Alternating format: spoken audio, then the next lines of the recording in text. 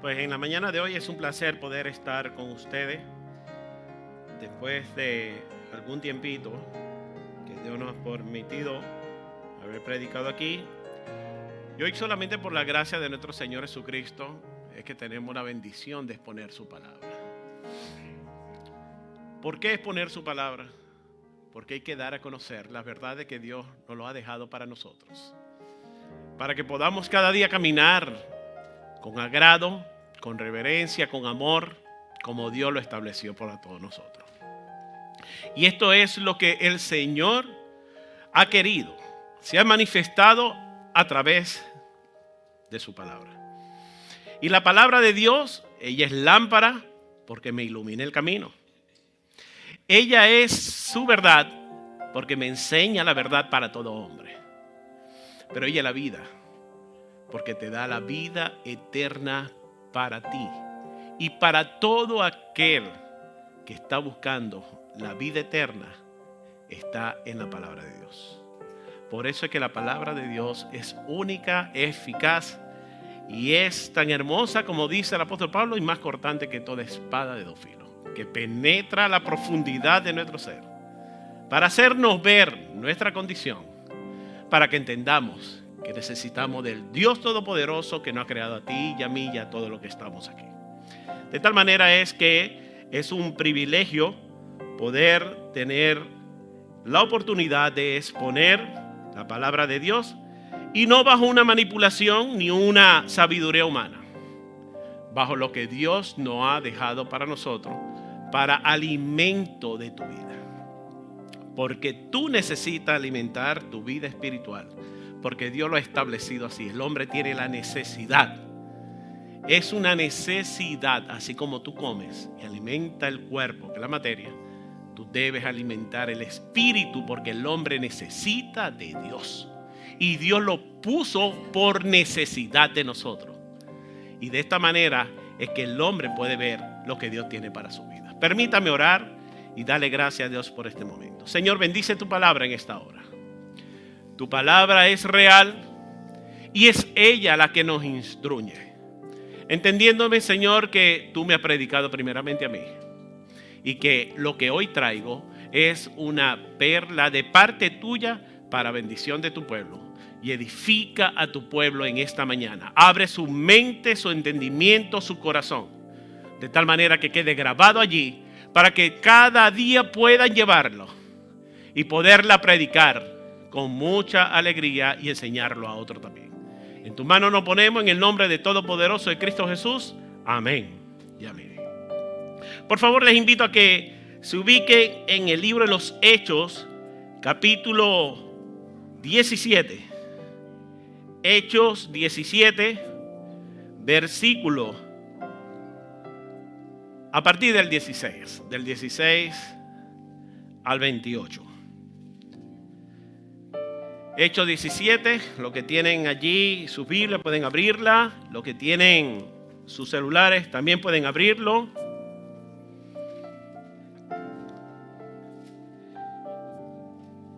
Hechos capítulo 17, a partir del versículo 16. El libro de los Hechos es un libro para algunos escrito por el apóstol Pablo. Aquí hay todavía muchos teólogos que no se ponen de acuerdo, pero que es una transición, porque es la unión de lo que Cristo hizo por nosotros para lo que iba a dejar, que era su iglesia, que somos nosotros como iglesia. Dice así la palabra de Dios en Hechos 17 a partir del 16. Mientras Pablo los esperaba en Atenas, su espíritu se enardecía viendo la ciudad entregada a la idolatría. Así que discutía en la sinagoga con los judíos y piadosos, y en la plaza cada día con los que concurrían. Y algunos filósofos de los epicúreos y de los estoicos disputaban con él, y uno decían: ¿qué querrá decir este palabrero? Y otros: parece que es predicador de nuevos dioses, porque les predicaba el evangelio de Jesús y de la resurrección. Y tomándole, le trajeron al Areópago, diciendo: podemos saber qué es esta nueva enseñanza de que hablas, pues trae a nuestros oídos cosas extrañas. Queremos pues saber qué quiere decir esto, porque todos los atenienses y los extranjeros residentes allí en ninguna otra cosa se interesaban, sino en decir o en oír algo nuevo. Entonces Pablo, puesto en pie en medio del Areópago, dijo: varones atenienses, en todo observo que sois muy religiosos, porque pasando y mirando vuestro santuario, hallé también un altar en el cual estaba esta inscripción: al Dios no conocido, al que vosotros adoráis, pues sin conocerles es a quien yo os anuncio. El Dios que hizo el mundo y todas las cosas que en él hay, siendo Señor del cielo y de la tierra, no habita en templos hechos por manos humanas, ni es honrado por manos de hombre, como si necesitase de algo, pues él es quien da a todo vida y aliento y todas las cosas. Y de una sangre ha hecho todo el linaje de los hombres, para que habiten sobre toda la faz de la tierra, y le haya prefijado el orden de los tiempos y los límites de su habitación. El 27 dice: para que busquen a Dios, si en alguna manera, palpando, puedan hallarle, aunque ciertamente no están lejos de cada uno de nosotros, porque en él vivimos y nos movemos y somos, como algunos de vuestro propio poeta también han dicho, porque linaje suyo somos. Amén. Linaje suyo somos. Amados hermanos y amigos, yo quiero decirle lo siguiente. Y es que si hay algo que nosotros debemos tener presente, es que a Dios se adora más por saber que por el sentir. A Dios se adora más por saber que por sentimiento. ¿Por qué? ¿Qué son nuestros sentimientos? Un sentimiento es aquello que viene a tomar de ti una acción en un momento, pero que te puede tambalear y te puede hacer temblar o caer sin tener algo firme. El sentimiento es un estado de ánimo que se produce por causa de una impresión. Y están pueden ser alegres y felices o dolorosas y tristes. El sentimiento surge como resultado de una emoción que permite que el sujeto sea consciente de su estado de ánimo. En este momento estamos aquí, pero de pronto alguien puede entrar y darte una noticia y de pronto tú te puedes derrumbar y tú puedes tirarte a llorar. Como de pronto tú sales también nuevamente y te consigues que hay algo que te da una alegría porque ha nacido un ser. Pues de tal manera que los sentimientos son variables, inestables. Y los sentimientos son lo que en nosotros nos lleva muchas veces a tambalear y nos lleva muchas veces hasta pecar y abandonar a Dios. En cambio, cuando hablamos en el conocimiento, viene siendo la base de lo que tú eres. El conocimiento suele entenderse como un hecho o información adquirido por una persona a través de la experiencia o la educación. Lo que tú formaste, cuáles son tus bases, cuáles son donde tú te apoyas, qué es lo que está la firmeza de tu ser, que no va a ser tambaleado por cualquier corriente que venga. Lo que se adquiere cuando contiene intelectual relativo o un campo predeterminado a la totalidad del universo. También es una consecuencia o familiaridad adquirida por la experiencia de un hecho o situación. Cuando nosotros vemos cada uno de estos puntos, sencillamente nos está dando a entender es lo que tú has adquirido por alguna experiencia te da a ti un conocimiento. Habrá personas que no habrá estudiado cómo hacer algún trabajo, pero su experiencia en el trabajo lo lleva a poderlo dominar. Y está seguro y tiene base firme. Como también habrá personas que lo habrán estudiado y que en el estudio puede tener una firmeza, una seguridad porque tiene la base fundamentada y por lo tanto sabe cómo manejar, operar. Y eso lo lleva a poder tener dominio y poder tener seguridad. Hay una gran diferencia entre los dos, ¿verdad? Ahora, entre estas dos diferencias quiero llevarle a lo que es el punto. Nos encontramos en Atenas. Pablo se encuentra en Atenas, en el versículo que acabamos de leer. Atenas era el lugar de los grandes filósofos de la época dorada de Grecia. ¿Quién eran estos filósofos? Se encontraba Sócrates, se encontraba Aristóteles, también estaba Platón y muchos otros más. Era el tiempo del pensamiento, lo que es el ser y lo que va a ser. Lo que era la esencia del conocimiento, la base, la filosofía, la matriz de lo que va a ser. Nada más y nada menos que se encontraba en una alta escuela. Y Pablo dice la palabra de Dios en el versículo 16 que cuando él llega a ese lugar, ¿sabe qué es lo que se encuentra Pablo? Se encuentra y dice, mientras Pablo los esperaba en Atenas, su espíritu ¿qué? Se enardecía, viendo la ciudad entregada ¿a qué?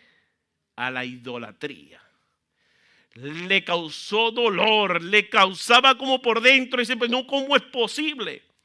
Ahora, ¿sabe que ese lugar también era el lugar conocido como de los más grandes dioses que ellos habrán podido inventar? Era una nación politeísta. Quiere decir que creían en muchos dioses. Que de pronto veían un palito, le hacían una hormiga y le hacían un dios también. Como Egipto, cuando Moisés, ¿se acuerdan las plagas? Cada plaga era un dios de Egipto. Y finalmente la última plaga, ¿cuál era? La muerte. ¿Y sobre quién vino? Sobre el hijo del faraón. Porque ellos decían que eran Dios. Eso lo podremos hablar en otra ocasión. Pero lo que sí quiero decirle es que la creencia politeísta lo lleva a buscar cuál es la esencia de la necesidad que tiene adentro el hombre, porque hay una esencia de necesidad de lo espiritual, y que busca creer en algo superior.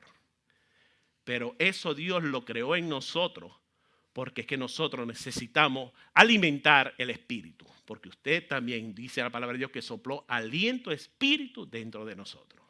De tal manera es que todo hombre, por muy ateo que se haga llamar, siempre va a tener la necesidad de buscar a Dios. En las pequeñas de su vida dice, ¿dónde está Dios que no te veo?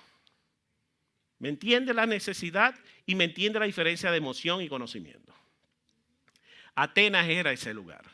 Ahora Pablo, con la sabiduría de Dios, se encuentra un Dios que está por allá metido, que dice, a broma, si por casualidad nos olvidamos de algún Dios, decían los atenienses o los griegos, vamos a hacer un altar a ese Dios que no conocemos, que quizá existirá por ahí, pero por si acaso existe, vamos a hacer.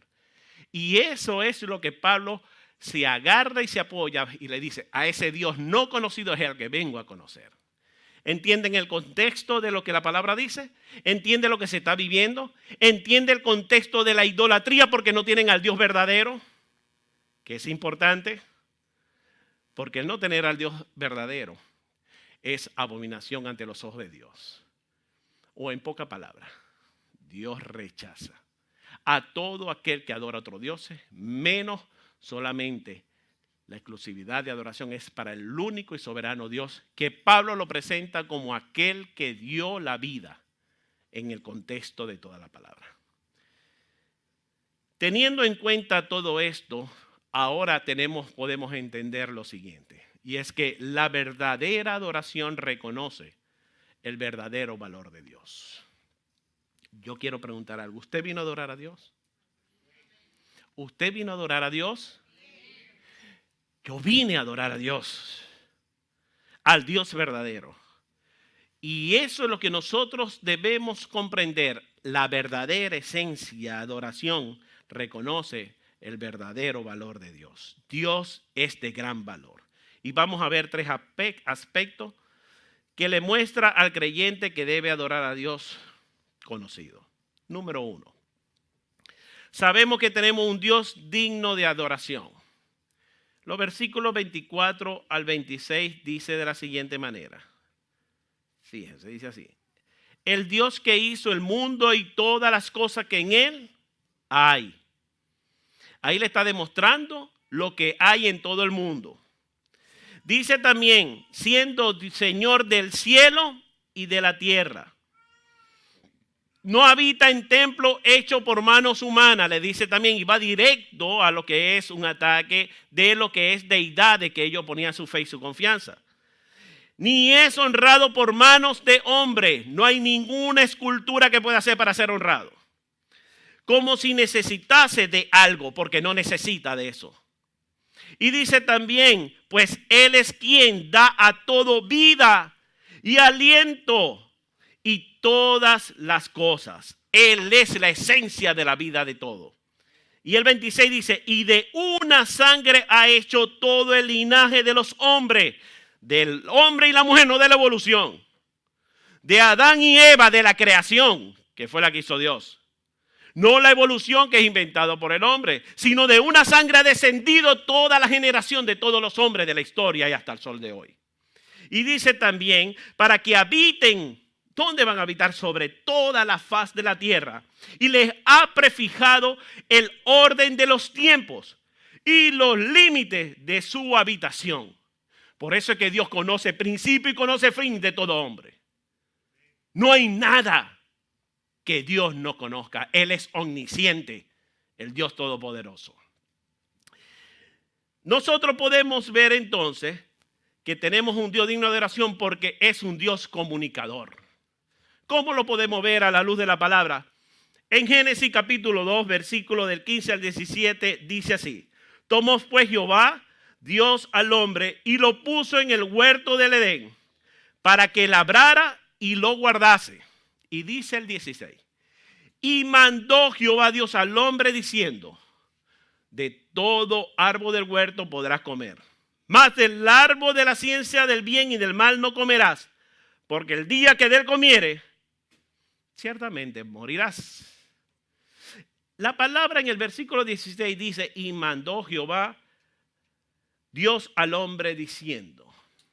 Esa palabra denota una comunicación directa con Adán. Adán tenía la experiencia maravillosa de comunicarse directamente con Dios. Él tenía la gran oportunidad de poder hablar directo con Dios. Y Dios le hablaba a él. De tal manera es que si nosotros vemos desde la creación Dios ha buscado comunicarse con el hombre y no ausentarse. Otro pasaje que podemos ver es en Génesis 3 del 8 al 10 donde dice, y oyeron la voz de Jehová Dios que se paseaba en el huerto y el aire del día. Y el hombre y su mujer se escondieron de la presencia de Jehová Dios entre los árboles del huerto. Mas Jehová Dios llamó al hombre y le dijo, ¿dónde estás tú? Le dice Jehová Dios. Y él respondió, oí tu voz en el huerto y tuve miedo porque estaba desnudo y me escondí. Nuevamente Adán oye la voz de Dios. Pero esta vez la voz de Dios la oye en una condición de falla. Cosa que no tenía antes, temor, tuve miedo.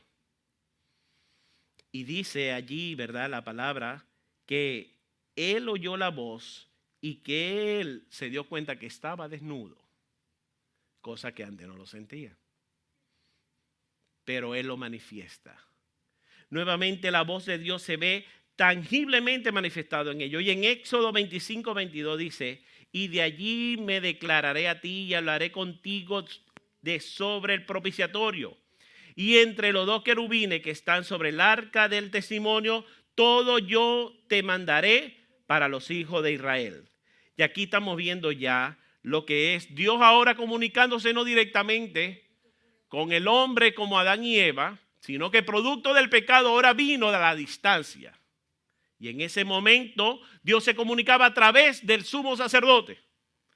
Y al sumo sacerdote, cuando entraba al lugar santísimo, ahí le hablaba directamente. Mi queridos hermanos, mi querido amigo, Dios se ha dado a conocer desde el principio de la creación al hombre. Y él dijo, y dijo Dios, y fue así.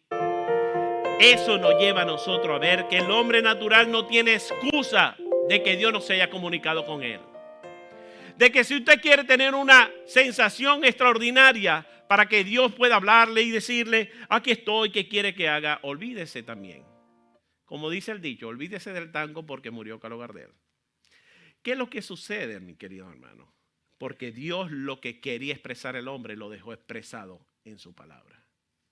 En este tiempo Dios habló a través de su palabra, como lo dice la palabra de Dios. Pero el Señor también nos ha dado a nosotros la oportunidad de poder caminar, y por eso la importancia de leer la palabra de Dios.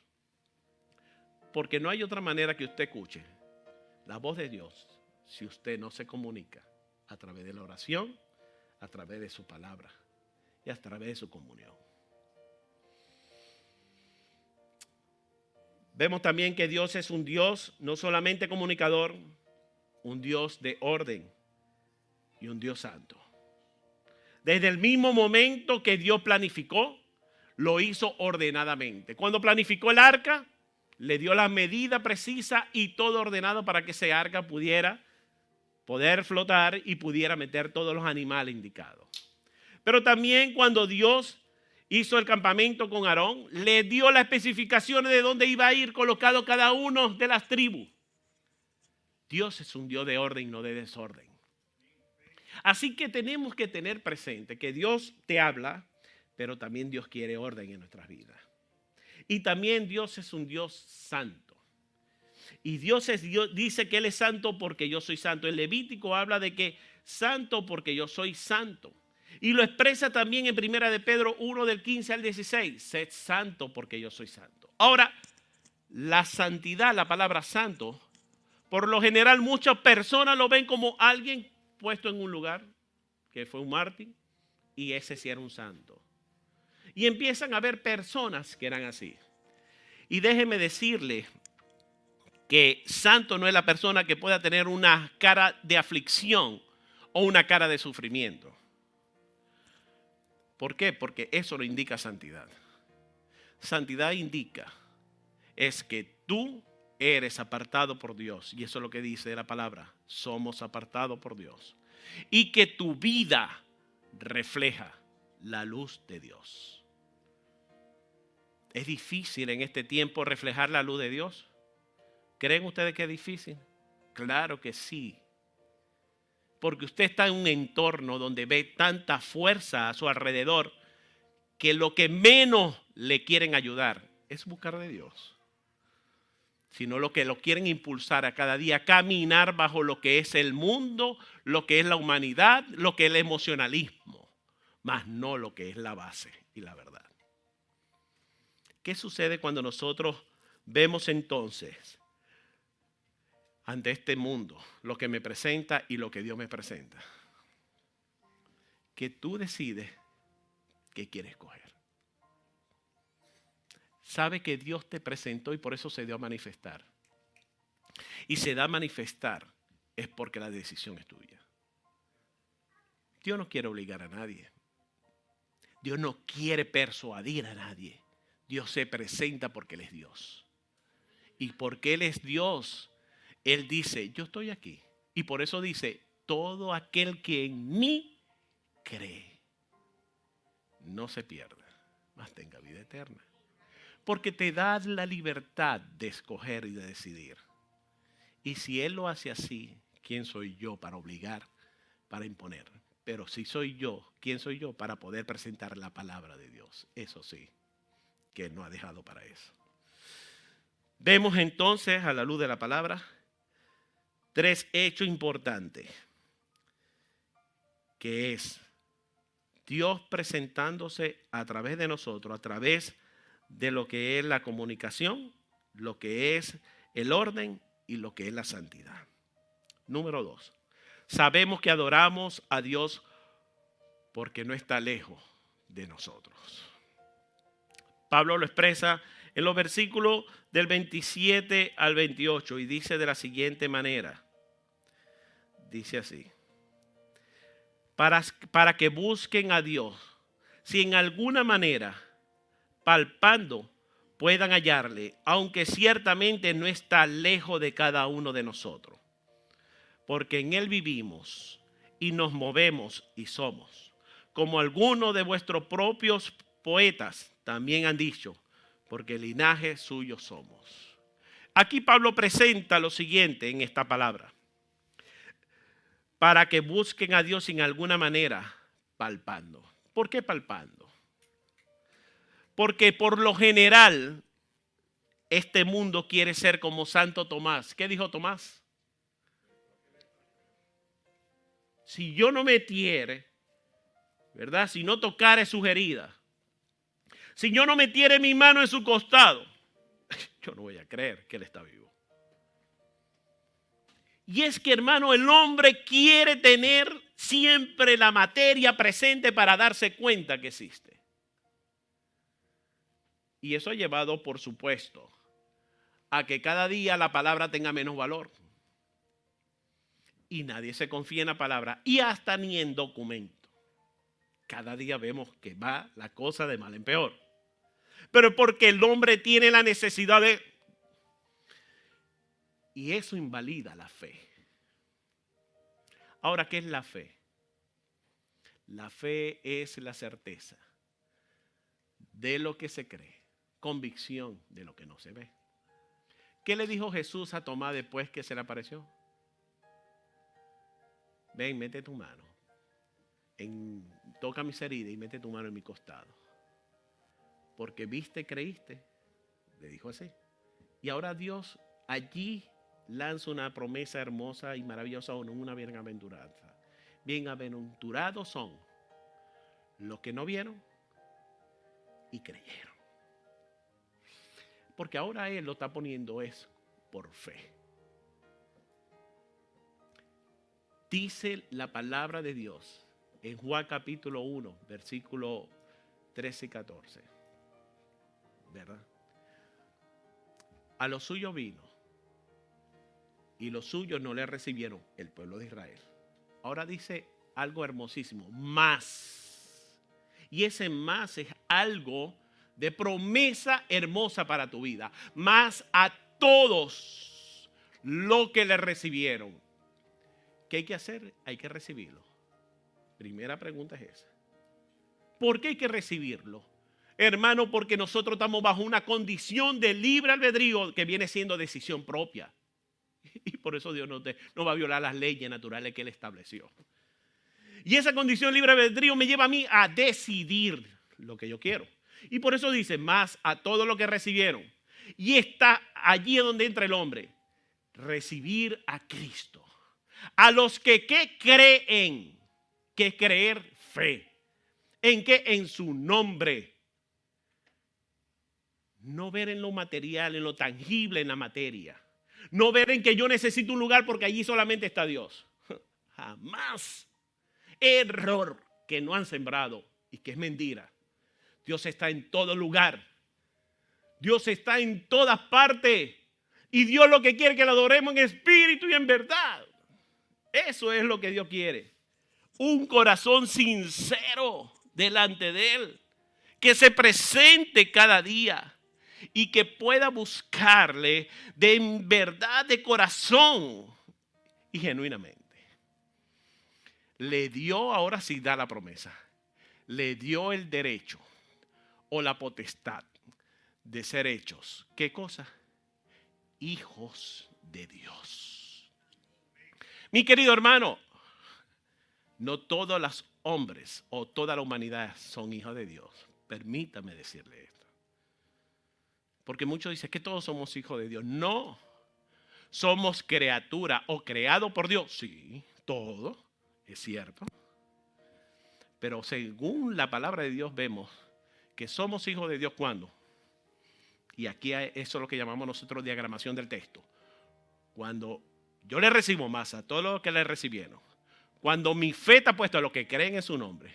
Y una vez que yo tenga mi fe puesta en Dios y le he recibido, tengo la potestad de ser hecho hijo de Dios. Eso es lo que me presenta la palabra de Dios. Somos hijos de Dios cuando nosotros ponemos nuestra vida y rendimos a Dios nuestro ser y le decimos, Señor, quiero que seas el Señor de mi vida. Quiero que entre en mi corazón. Perdone mi pecado, Dios. Y eso es decirle a Dios, te necesito. Te recibo y te doy permiso. Porque si usted no le da permiso, Él no va a entrar. Él es un caballero. Eso sí lo podemos ver allí. Entonces, Según este versículo podemos ver que a Dios le adoramos porque no está lejos de nosotros. Uno, porque tenemos libertad, que lo acabamos de ver expresamente. Dos, porque nos muestra cómo hacerlo, que es en Juan. Tres, por la respuesta que surge al hacerlo. ¿Cuál es la respuesta? Si tú crees que tú vas a cambiar por tu propio medio, déjame decirte que no lo vas a poder. El hombre nunca pudo resolver el conflicto de haberle fallado a Dios. Y como nunca lo pudo resolver, ahora sí viene lo que es la palabra de Dios. Mas Dios muestra su amor para con todos nosotros, en que siendo aún pecadores, ¿qué cosa? Cristo murió por nosotros. ¿Por qué murió por nosotros? Porque quien teníamos que morir éramos nosotros. Pero como somos injustos, como somos pecadores, íbamos a vivir perdidos y condenados. Y es allí donde nosotros vemos el gran amor de Dios que se muestra al enviar a su único hijo y a llegar a lo que es el punto de la humildad más bajo, hacerse hombre, que fue quien lo creó. Y esto, lo que digo yo, es lo que a la psicología le rompe el coco. ¿Sabe por qué? ¿Cómo una hormiga se convierte en hormiga para poder advertir en algo? Oh, perdón. ¿Cómo una persona se convierte en hormiga para advertirle que van a acabar con ella para que le puedan entender? ¿Tiene sentido? Yo veo un grupo de hormigas que la van a atacar y la van a devastar, pero ella no me entiende porque yo soy ser humano. Pero yo, para darle a entender a ella, yo tengo que convertirme en hormiga. ¿Lo voy a lograr hacer? ¿Creen que lo puedo lograr hacer? Absurdo, ¿verdad? No se puede hacer. Eso hizo Dios por ti. Él es Dios. Él no necesitaba el poder convertirse en hombre. Jamás. Porque Dios, Él lo creó. Él pudo haberlo devastado todo. Ya está, no hubiera acabado. Pero no. Él entregó a su único hijo. El que nos creó se hizo hombre para podernos salvar. Y para poder morir en la cruz, porque no había nada puro ni justo. Eso fue lo que hizo Él por nosotros. ¿Me entiende por qué a la psicología le rompe eso el coco? Porque es incomprensible. Es imposible de entender. Quiero decirle también, es que no está lejos de nosotros por la respuesta que surge al hacerlo. ¿Cuál es la respuesta? Transformación. Mire, el cambio en nuestra vida no es producto de lo que nosotros hemos podido lograr hacer. Es producto de lo que dimos, del paso que dimos cuando recibimos a Cristo. El problema es que el hombre siempre piensa y dice, no, es que yo no puedo hacer eso porque yo soy tan malo. Cosa que es real. Pero cuando yo entiendo que quien transforma, quien cambia al hombre internamente es Dios. Por eso es que Él dice, yo estoy aquí, dame la oportunidad. Por eso es que te dice, todas las cargas, todo el peso, yo lo llevo por ti. Yo soy el que te voy a cambiar. Cristo es que cambia, es quien cambia al hombre pecador. No soy yo por la palabra. Es por la decisión que tú le quieras dejar a Él. Y es Él. El hombre más cruel de este mundo puede cambiar por el poder de Dios, nada más. Nada más. Y déjeme decirle que yo he estado con personas en cárceles bastante peligrosas. Y que esas personas han cambiado de una manera que solamente Dios la puede cambiar. Cuento una historia. Ese reloj está bueno, hermano. De ahí traje. Ok. Me ayudó el tiempo. Nosotros vivimos un tiempo en San Cristóbal, cuando fui a estudiar al seminario allá. Mi esposa le dieron la oportunidad de gerenciar una librería, CLC. Y allá conocimos a un señor, a un hermano, que se llamaba, no recuerdo el nombre, El hombre tenía una cicatriz increíble en su cabeza.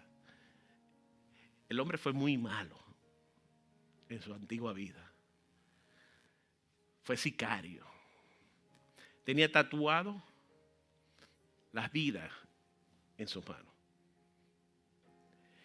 Ese hombre, cuando nos conocimos, evidentemente ni por la mente no pasaba de lo cruel que fue. Ese hombre era un hombre que iba a predicar la palabra de Dios y se encaramaba en los buses a llevar la palabra de Dios. Él recibía tomate que le tiraban, a él los vejaban, lo burlaban, le hacían cantidad de cosas. Pero si la gente que le hacía esas cosas llegara a conocer quién era ese hombre antes, yo creo que lo pensaría mucho. Ese hombre sufría cantidad de cosas por la causa de Cristo, Julio Loaiza. Y yo cuando veía a Julio y conociendo lo que fue su antigua vida, yo dije, Señor, una persona así solamente la cambias tú. Con un amor profundo de buscar para llevar la palabra de Dios, y buscaba hasta un video bien, recuerdo yo, para llevar películas a los barrios duros y difíciles de San Cristóbal. ¿Alguien puede entender eso? Que un hombre tan cruel que fue en el pasado, hoy en día llegaba hasta tal punto de recibir esos insultos y esas cosas. Difícil. Solo por una transformación de Cristo. Y cada insulto, él decía, lo merezco. Todo por ti, Señor. Esas son las cosas que nosotros debemos entender. Que cuando enseñamos la palabra de Dios a otros, no somos nosotros. Es Dios quien está hablando al corazón de ellos. Y nos debe desafiar a nosotros a que podamos predicar una palabra, porque el poder viene de Dios, no de nosotros. Mi querido hermano, tenemos la gran bendición eterna de que tenemos a Dios a nuestro lado. Y el tener a Dios a nuestro lado nos lleva a nosotros a poder comprender que todas las circunstancias de nuestra vida están dirigidas por lo que Dios quiere hacer. Pero están también suscritas a lo que yo estoy dispuesto a hacer por Él. Porque Él lo hizo por ti y por mí. Número 3. Sabemos que adoramos a Dios no por la emoción, sino por nuestra condición. ¿Cuál es mi condición para adorar a Dios? Yo obedezco al Señor en lo que Él me ha indicado, en las órdenes que me ha indicado. Yo en realidad estoy delante de Dios y le he dicho que eres Señor de mi vida, pero obedezco en todas las órdenes que Él me da. Porque muchos llegan a los pies de Cristo, pero Señor, no te metas con esta parte porque esta parte es mía. Esta parte no. Error. Porque cuando Dios dice en su palabra que yo soy el Señor de tu vida, le estás colocando a Él como primero que todo en tu ser. Y eso va primero que tu hogar, primero que tus hijos. Eso va primero que tu trabajo. Eso va primero que todo lo que a ti te ata. Que el dinero, que los deseos de la carne, que por eso es que Dios habla directamente en su palabra de todo eso. Eso va por todo. La pregunta es, ¿estás seguro que Dios es el Señor de toda tu vida? ¿Qué orden te da Dios en su palabra que tú no obedeces? Y que es tiempo de ponernos a cuenta con Él y cambiar, porque tienes que hacerlo, porque Él te lo demanda a ti. Fíjate, la adoración llevada por emoción nos lleva a un fracaso. Oh, qué fácil es venir a la iglesia, adorar a Dios, levantar nuestras manos y hacerlo, y quizás nosotros lo veamos de corazón, pero a lo que salimos de aquí, todo cambia. Resulta ser que ya no soy el mismo y afuera soy otra persona. Veamos algunos ejemplos a la luz de la palabra. La oración llevada por emoción, podemos ver el caso de Número 20:11, donde Moisés golpeó la piedra por rabia. Dice la palabra de Dios: entonces alzó Moisés su mano y golpeó la peña con su vara 2 veces. Y salieron muchas aguas y bebió la congregación y sus bestias o los animales. ¿Qué pasó allí? Dios le dijo que tocara la piedra. Pero resulta ser que Moisés no hizo eso. Moisés, hastiado otra vez, chico, le vas a dar si esta gente no te obedece, esta gente es ingrata, esta gente no sabe ser agradecida. Pero Dios le dijo, toca la piedra. Y sabe, Moisés lo hizo con rabia, dice allí la palabra de Dios. Golpeó la peña y le dio ra, ra. Y el agua salió. Pero le vino una seria consecuencia a Moisés. Después hablaré de ese tema, pero la consecuencia que vino fue producto de que Moisés no iba a entrar a la tierra prometida. Él no entró a la tierra prometida. Dice la palabra de Dios que subió y que Dios enterró a Moisés, pero no entró a la tierra prometida. La vio de lejos, sí, y allí quedó. Esa es una adoración por emoción. Otra adoración por emoción, otro caso. En este caso es una adoración por tradición. ¿Recuerda usted el caso de la mujer samaritana y el Señor? Pues, que está allá en Juan 4:20, dice, mis padres adoraron en este monte. Ella en realidad seguía a un Dios por emoción, mas no por condición. Por tradición lo seguía. Como mis padres lo adoraban aquí, pues yo también lo digo. Pero Jesús se le acerca y dice, mas el que bebiere del agua que yo le daré, no tendrá sed jamás, sino que el agua que yo le daré será en él una fuente de agua que salte para vida eterna. Y es allí donde confronta, tú eres un profeta, porque le habla de los maridos que había tenido y todo eso. Y cuando Jesús lo confronta allí, le está diciendo, no necesaria en este monte hay que adorar. Ahora me puedes adorar a mí donde quiera que estés. Entonces ella estaba convencida de que ella adoraba a Dios de una manera porque era en ese lugar donde la adoraba. Hasta que Jesús la confronta. Una adoración por tradición. Otra adoración, otro tipo de adoración. Resulta ser que vienen a buscar a Jesús los hombres, los soldados romanos. Y viene el rey y captura. ¿Y qué hace Pedro? Cuando viene a capturar al Señor. ¿Se esconde? O sacó una navajita. Y eso porque se iban a llevar al maestro. La rabia y le cortó la oreja. ¿Y qué hace Jesús? Pedro. Que espada mata, espada muere.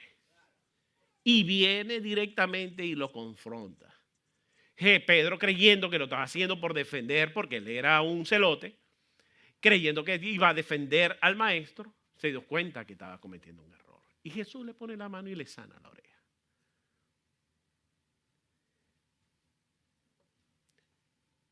Esos son tipos de adoración emocionales que hay que tener mucho cuidado. ¿Qué nos dice su palabra a través de las emociones, de la adoración por condición? Lo siguiente. Dios pone condición para que nosotros le adoremos. Dios provee la armadura del cristiano para poder hacer frente a los ataques del maligno. ¿Cuáles son las armaduras del cristiano? Allí no tiene, no se ve. Okay. Bueno, tenemos el yelmo de la fe, tenemos la espada de justicia, de salvación, tenemos la coraza de justicia, el escudo de la fe, que es la palabra, el cinturón de la verdad, el calzado del evangelio, y tenemos también finalmente lo que es el yelmo de la salvación. Tenemos todo garantizado. Si nosotros tenemos todo garantizado en cada uno de esos aspectos, la pregunta es, ¿cómo yo puedo adorar a Dios? A través de su palabra, cuando hablamos de la palabra, a través de la oración, a través de mi entrega devocional a Él, a través de mi sacrificio al poder disponer mi vida a no darle más complacencia a los deseos de la carne o a mi humanidad. Porque la palabra de Dios nos enseña y nos dice, desechad, quitad y son imperativos, donde nosotros somos los que tenemos que poner de nuestra parte para serle fiel a Dios y para que le digamos, Señor, tú lo hiciste todo por mí. Yo quiero vencer esto por ti. Yo no puedo seguir así. Se manifiesta a través de nuestros actos, a través de nuestra manera de hablar, a través de nuestra manera de poder procesar las cosas, de nuestra integridad. Dice la palabra de Dios en 1 Pedro 2, 1 al 3, desechando pues toda malicia, todo engaño, hipocresía, envidias y todas las distracciones. Desead como niño recién nacido la leche espiritual no adulterada, para que por ella crezcáis para la salvación, si es que habéis gustado de la benignidad del Señor. Quiero concluir con lo siguiente, y ese relato de Josué, capítulo 24, 14 y 15. Y es donde Josué relata la historia de sus antepasados desde que Dios llamó a Abraham y a Ur de los Caldeos hasta ese momento en que él los exhorta en decirle a ellos y a todos los que están alrededor presionándolo, decirle que yo y mi casa serviremos al Señor. Josué estaba allí bastante forcejado, donde todos querían buscar pacto y alianza con otras naciones paganas. Pero él le dice, si ustedes quieren servir a otros dioses y unirse con otras naciones, eso es problema suyo. Pero yo y mi casa serviremos al Señor. Necesitamos en este tiempo hombres valiosos, hombres de decisiones firmes, pero con bases sólidas para que puedan seguir adelante presentando un mensaje digno de nuestro Señor Jesucristo. Hermano, después de lo antes expuesto, tenemos la seguridad de que Dios es real. ¿Tiene usted alguna duda de que Dios existe? ¿Tiene usted alguna duda de que le puede adorar a Él en espíritu y en verdad? ¿Conoce bien lo que son las cosas que atentan contra nuestra vida para que no le seamos íntegros a Él? Si tú lo conoces y tú sabes lo que hay en tu vida, yo te quiero invitar para que pueda inclinar tu rostro y vas a presentar tu vida delante de Dios y dejar que Dios sea quien tome el control y tú estés dispuesto a vencer todo lo que está atando en tu ser para no serle fiel absoluto a nuestro Dios. Así que yo te quiero invitar a que podamos orar y poder decirle a nuestro Señor, Señor Jesús, he comprendido tu palabra de la diferencia de lo que es los sentimientos y el conocimiento, pero también he comprendido, Señor, que adorarte a ti, Señor, en espíritu y en verdad, es lo más importante. Pero también he entendido de que necesito ser más íntegro delante de ti. Hay muchas cosas en mi vida, en nuestras vidas, que no nos permite absoluta fidelidad. Necesitamos dejar a un lado nuestros deseos personales, nuestras codicias humanas, nuestro orgullo, nuestra manera vana de seguir en este mundo. Porque día tras día, Señor, tú deseas de corazón que te demostremos a través de nuestras vidas y testimonios que podamos dar.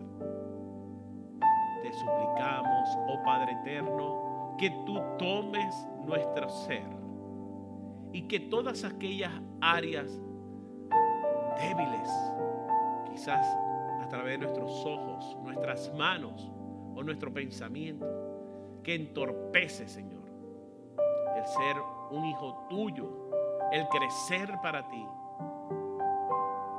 Oh Padre, seas tú, Señor, ayudándonos a quitarla de nuestra vida y a vencerla para la gloria de tu nombre. Necesito más de ti. Tú sabes cuánto nos cuesta abandonar esas cosas que están presentes en nuestro diario vivir.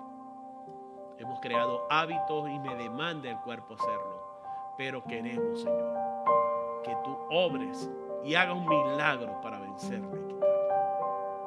Gracias.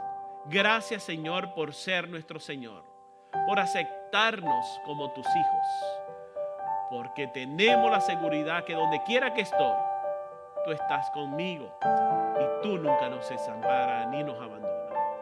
Bendícenos, Señor, y la gloria sea para ti. En el nombre de Cristo Jesús. Amén y amén.